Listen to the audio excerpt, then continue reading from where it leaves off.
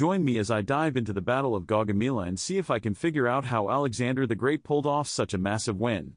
The Battle of Gaugamela was a pivotal moment in Alexander's conquest of Persia, and its impact on history cannot be overstated. It marked a turning point in the ancient world, showcasing Alexander's military genius and cementing his legacy as one of the greatest warriors in history.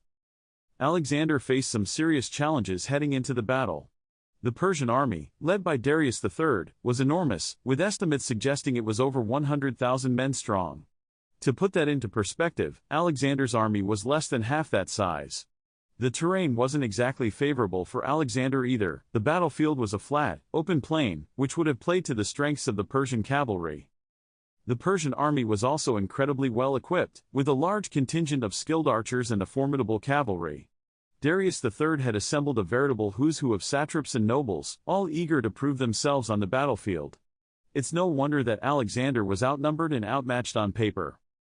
Despite being outnumbered, Alexander was confident in his abilities and those of his men. He knew that the key to success would lie in outmaneuvering the Persians and exploiting any weaknesses in their defenses. Alexander's experience fighting in phalanx formation would serve him well in this battle, as would his ability to adapt to changing circumstances on the fly. Alexander's strategies are still studied by military historians today, and it's easy to see why.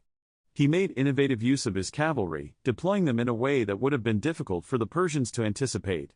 By doing so, he was able to outflank the Persian army and attack them from unexpected angles. The terrain may have been flat and open, but Alexander was still able to use it to his advantage. He carefully chose the site of the battle, ensuring that the Persians would have to funnel their troops through a narrow area, limiting their numerical advantage. This allowed Alexander to concentrate his forces and deliver a decisive blow. As the battle raged on, Alexander's tactics began to pay off. The Persian army was starting to tire, and their lines were beginning to waver. That's when Alexander saw his chance to strike the decisive blow. He led a daring charge into the heart of the Persian army, using his legendary lightning-fast reflexes to dodge the hail of arrows and spears. The turning point of the battle came when Alexander's companion cavalry, an elite unit of heavily armored horsemen, charged into the fray. They smashed into the Persian lines like a sledgehammer, shattering their defenses and sending the enemy into full retreat.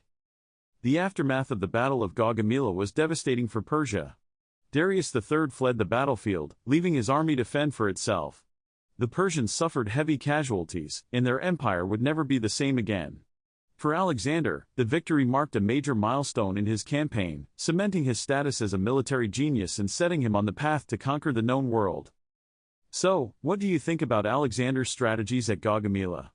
Do you think he got lucky, or was it pure skill? Let me know in the comments below, and be sure to check out my other historical analysis videos for more insights into the ancient world.